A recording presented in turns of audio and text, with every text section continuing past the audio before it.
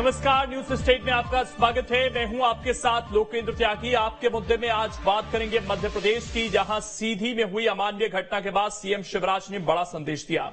CM ने पीड़ित के पांव धुलकर माफी मांगी। हालांकि मामले में सियासत थमने का नाम नहीं ले रही है। कांग्रेस आदिवासियों के अपमान का मुद्दा उठा रही है तो सीएम की माफी को भी चुनावी स्वार्थ बताया जा रहा है। आज चर्चा इसी मसले पर, और सवाल ये कि मानवता के नाते धुले पांव या सीएम का बड़ा दांव। पीड़ित से माफी मांगना सीएम शिवराज का बड़ा संदेश है क्या? अमानवीय घटना के बाद उठते सवालों पर क्या यहां से विराम लग जाएगा? इन तमाम सवालों पर चर्चा करेंगे। कुछ खास मेहमान भी हमारे साथ जुड़े हैं। हमारे साथ प्रदीप तिवारी जी हैं, वरिष्ठ पत्रकार हैं, गोविंद मालू जी हैं, प्रवक्ता हैं बीजेपी के, और मृणाल पंत जी हैं, प्रवक्ता हैं कांग्रेस के। आप तीनों का बहुत बहुत स्वागत है। तीनों से चर्चा करेंगे, लेकिन उससे पहले आज की रिपोर्ट दर्शकों को दिखा देते हैं। भी हमारे लिए पूज्य है।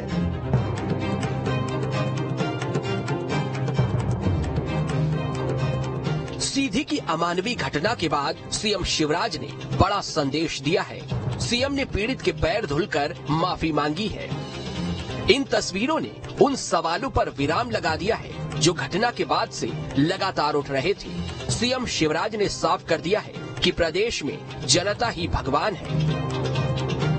मेरे लिए दरिद्र ही नारायण है और जनता ही भगवान है। जनता की सेवा हमारे लिए भगवान की पूजा है। मन की व्यथा और पीड़ा कम करने के लिए मैंने आज दसमत को यहां बुलाया। मैंने दसमत के पैर धोए, पानी माथे से लगाया ताकि मेरी व्यथा और दर्द कम हो सके। मन में जो पीड़ा थी उस पीड़ा को मैं कम कर सकूं। सीधी कांड के बाद सीएम शिवराज ने जिस तेजी से आरोपी पर एक्शन लिया, उतनी ही तेजी के साथ पीड़ित की व्यथा को भांपते हुए उसे वो सम्मान दिया। पीड़ित को सीएम हाउस में बुलाकर सीएम ने सम्मान दिया और उसके साथ खाना भी खाया। हालांकि मामले में सियासत थमने का नाम नहीं ले रही है। पूर्व सीएम कमलनाथ सरकार पर लगातार आदिवासियों के अपमान का आरोप लगा रहे हैं। तो ये सीधी की घटना हुई है, उसने पूरे मध्य प्रदेश को देश भर में कलंकित किया है कि आदिवासी समाज जो मध्य प्रदेश में सबसे अधिक है, उनकी हालात है। इतना ही नहीं, बीएसपी सुप्रीमो मायावती ने भी ट्वीट कर सरकार से सवाल किए हैं और चुनावी स्वार्थ लेने का आरोप लगा दिया है। फिलहाल एक तरफ सीएम शिवराज का जनता के बीच बड़ा संदेश है, तो वहीं चुनावी साल में आदिवासी वर्ग को लेकर पार्टियों की चिंता भी बढ़ी हुई है। ये वो वर्ग है जो 2023 की सत्ता की चाबी माना जा रहा है। कुछ दिन पहले शहडोल आए पीएम मोदी ने भी आदिवासियों के साथ भोजन किया था और बड़ा संदेश दिया था। फिलहाल देखना होगा बीजेपी का ये दांव कितना कारगर साबित होगा। Team news state.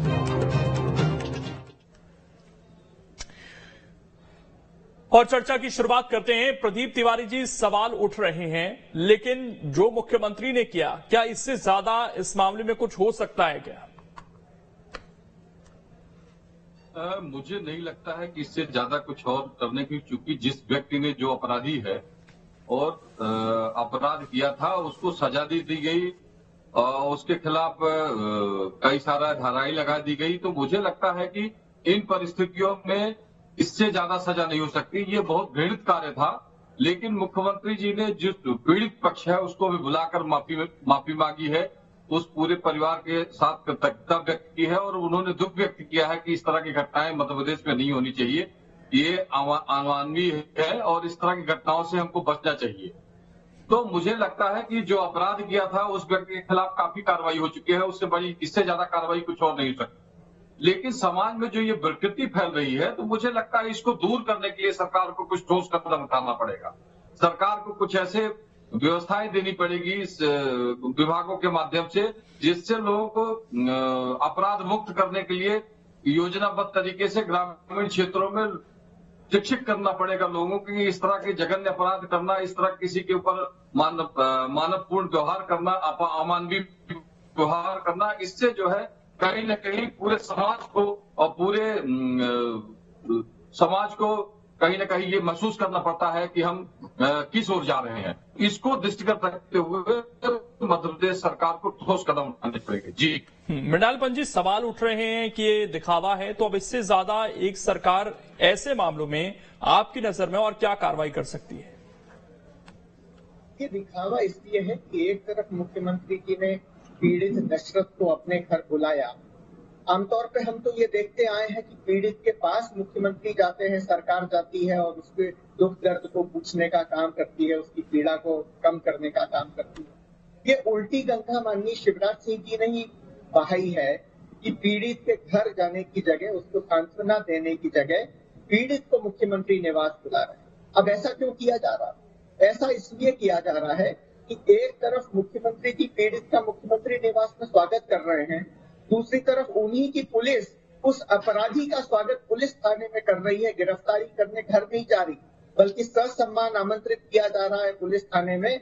पुलिस थाने का थानेदार सैल्यूट कर रहा है, बाकी के पुलिस के सिपाही उसका हाल चाल पूछ रहे हैं और ससम्मान पुलिस थाने के अंदर जाके गिरफ्तारी ली जा रही है। एक तरफ मुख्यमंत्री जी की पीड़ित दशरथ को मुख्यमंत्री निवास में खाना खिला रहा है, दूसरी तरफ उनके पुलिस और अधिकारी उसी थाने में उस अपराधी को जिसने दशरथ के ऊपर इतना दुर्भावनापूर्ण कृत्य किया, उसको वहां पे पनीर पकौड़े और जलेबी खिला रहे हैं, चांदी की थाली में उसको खाना खिलाया जा रहा है। ये कैसी संवेदनशीलता? हमें तो आश्चर्य हो रहा। मुख्यमंत्री जी अपराधी को बचाने का प्रयास कर रहे हैं, अपराधी के साथ उनकी सरकार उन पर तो अपराधी पर तो एनएसए लगाया गया, तो ये जानकारियां जो आ रही हैं कि वहां पर उसको खाना परोसा गया, ये कहां से जानकारी आ रही है? आप वीडियो देखिए किस तरह से गिरफ्तारी की गई है, किस तरह से थानेदार और बाकी सिपाही स्वागत सत्कार करके गिरफ्तारी कर रहे हैं। आपके तथ्य बता देंगे कि न तो उसके घर पर छापा मारा गया, बल्कि ससम्मान फोन लगा के थाने बुला के केवल दुनिया को दिखाने के लिए गिरफ्तारी की गई। अगर आदिवासियों के पक्ष में माननीय मुख्यमंत्री जी की संवेदना होती तो ये तभी जागृत हो जाती जब एक आदिवासी भारतीय जनता पार्टी के नेताओं ने रस्सी से ट्रक से बांधकर सरेआम नीमच में खींच दिया था। अगर सद्भावना होती तो तभी जागृत होती जब 7 फीट गहरे गड्ढे में नेवावर में 5 आदिवासी परिवार के लोगों को भारतीय जनता पार्टी के नेता ने गाड़ दिया था। सद्भावना होती तो तब क्यों नहीं दिखाई दी जब सिवनी में 2 आदिवासियों की नृशंस हत्या कर उनके शव पेड़ पर टांग दिए गए। खुद मुख्यमंत्री जी के विधानसभा क्षेत्र में एक आदिवासी बालिका का बलात्कार हुआ और पुलिस ने बजाय उसकी जानकारी लोगों से साझा करने के उस शव को गड्ढे में गाड़ दिया। इस तरह की अनगिनत घटनाएं। मध्य प्रदेश यूं ही नहीं आदिवासियों के अत्याचार में नंबर 1 है, और जब से 2003 में भारतीय जनता पार्टी की सरकार बनी और उसके बाद शिवराज सिंह चौहान की मुख्यमंत्री बने, तब से एक के बाद चलिए मैं जवाब दे देता हूं। मालू जी, घटनाएं बढ़ती जा रही। क्या ये महज चुनाव को देखते हुए चीजें की गई? विपक्ष सवाल उठा रहा है। देखिए, विपक्ष का जो रवैया है वो बहुत घृणित और शर्मनाक है। एक पीड़ित पक्ष के लिए उनको संवेदना होना चाहिए, उसके बजाय उस पर राजनीति कर रहे हैं। उस तरह की नई नई बातों का छानबीन करके केवल अपनी कुंठा व्यक्त कर रहे हैं कि सत्ता नहीं है, उसकी कुंठा है। ये मुख्यमंत्री जी को उनके घर जाना था, उनको क्यों बुलाया, फिर उसको पकौड़े खिलाए, ये सब दूर की बात है। एनएसए लगा, उसको कार्रवाई, एनएसए का मतलब नहीं समझते ये। एनएसए का मतलब क्या? एनएसए लग गया, सार्वजनिक रूप से लगा, उस पर कार्रवाई प्रचलन में है, उस पर जांच होगी, कोर्ट में उसका जो भी रिमांड होना है, जो भी कुछ होना है कोर्ट तय करेगा क्या कुछ करना। सरकार ने अपना पूरा किया। सरकार ने अपनी तरफ से मुख्यमंत्री जी ने खुद ने बुलाकर किसी ने भी किया लेकिन शर्मनाक था, निंदनीय था। उसके लिए खुद ने एक प्रदेश के मुखिया होने के नाते माफी मांगी। मुझे एक प्रश्न का उत्तर ये दे दें कि इनकी सरकार की तब क्या बिल्कुल घटनाएं नहीं होती थी ऐसी? तब इन्होंने क्या किया? उसका कागज में घटना हुई, अलीराजपुर के पास नानपुर में घटना हुई 9 अगस्त 2019 को, जिसमें इनकी सरकार का हाथ था। 5 सिपाही 5 व्यक्ति नाबालिग व्यक्तियों को, आदिवासी युवकों को पकड़कर और ले गए, थाने में बंद कर दिया और पुलिस वालों ने उनको पेशाब पिलाई। तब क्या हो गया था? तब तो सरकार कड़े में इस्तीफा दे देना चाहिए था। देखिए, राजनीति बंद करो और जो इसमें मानवीयता संवेदना जो हो सकता है वो काम सरकार ने किया। ये हम कोई तालिबानी शासन में नहीं रह के हैंग कर दो किसी को भी, कानून के तहत काम होगा। जिसका अपराध किया है उसके खिलाफ कार्रवाई उसी अनुरूप की, उससे कड़ी कार्रवाई की है। इस बात का कहना चाहिए कि हमें संतोष है कि कार्रवाई की है और आगे से ऐसी घटना कोई नहीं करे। लेकिन हमने कभी नहीं बोला कि वो कोई हम उसको बचाने जा रहे हैं, हम उसको कुछ कर रहे हैं।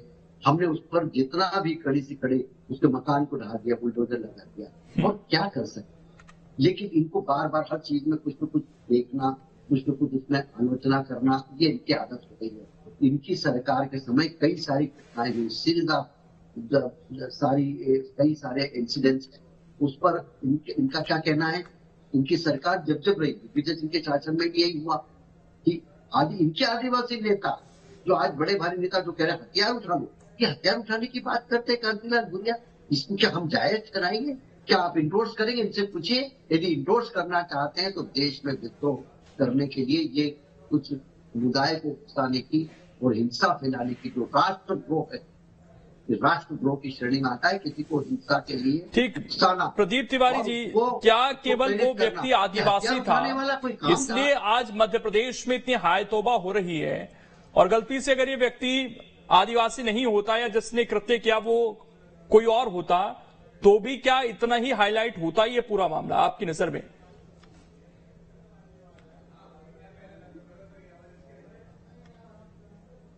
बात नहीं है। इस तरह की विकृति कहीं भी होती है, जैसे आप देखे राजस्थान में भी हो, छत्तीसगढ़ में, मध्य प्रदेश में कई सारे इस तरह के अपराध, संगठित अपराध और इस तरह के लोग विचित्र मानसिकता के लोग हैं, और उनसे परहेज करने के लिए सरकारों को चेतना पड़ेगा। इस तरह के जो विचित्र लोग हैं, इस तरह के जो कृत्य करने वाले लोग हैं, उनके खिलाफ कार्रवाई की जा रही। सरकारें प्रयास ये करते हैं कि ज्यादा से ज्यादा कार्रवाई हो, लेकिन ये चुनावी वक्त है, और चुनावी वक्त में मुझे लगता है कि इसको जो विपक्ष है वो बड़ी भारी तरीके से उठाएगा, और आने वाला अभी क्योंकि सत्र है विधानसभा का मध्य प्रदेश में, इसलिए इस मुद्दे को और हाईलाइट किया जा रहा है। इससे और ज्यादा घिनौने कृत्य हुए हैं कई जगहों पे, और कार्रवाइयां हुई हैं, लेकिन उसके परिणाम आप देखिए, उस तरह के परिणामों को कोई वो नहीं हुआ। आप देखिए जो अपराध किया व्यक्ति, उसके परिवार का क्या दोष, उसका मकान गिरा दिया गया, लेकिन कानूनी प्रक्रिया को अपनाना चाहिए। मुझे लगता है कि इस तरह के कृत्यों में कानूनी प्रक्रिया को कारण गया है कि कृत्य तो बहुत खराब है, परंतु उसके जो परिवार के लोग हैं, जो उसके कृत्यों को उसके पीछे के लोग हैं, उसकी तो कोई गलती नहीं है।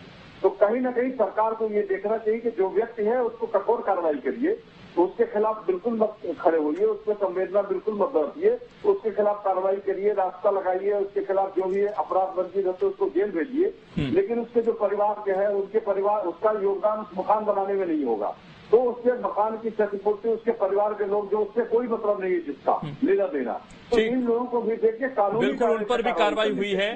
मृणाल पंत जी, लेकिन समाज में अगर हमें अच्छा संदेश भेजना है, समाज को जोड़ना है, आप अक्सर बीजेपी पर आरोप लगा देते हैं कि भाई ये समाज को तोड़ने का काम करते हैं, लेकिन जब हम ये देखते हैं कि जो पीड़ित है वो एक आदिवासी है, वो दलित है, तब हम उसके लिए आवाज उठाएंगे। अगर कोई वो दूसरे जाति धर्म से व्यक्ति है तो उसके लिए आवाज नहीं उठाएंगे। क्या इससे भी एक सामाजिक ताना बाना जो है हमारे समाज का, वो सही बनता है जब इस तरह के मामले केवल व्यक्ति को पीड़ित नहीं, उसके साथ जाति क्या जुड़ी है, किस समुदाय से वो आता है, वो देखकर अगर उसकी आवाज हम बनने की कोशिश करेंगे तो? निश्चित तौर पर किसी भी वर्ग के किसी भी व्यक्ति के साथ इस तरह की अमानवीय घटना हो तो उसके खिलाफ विपक्ष आवाज उठाता ही है।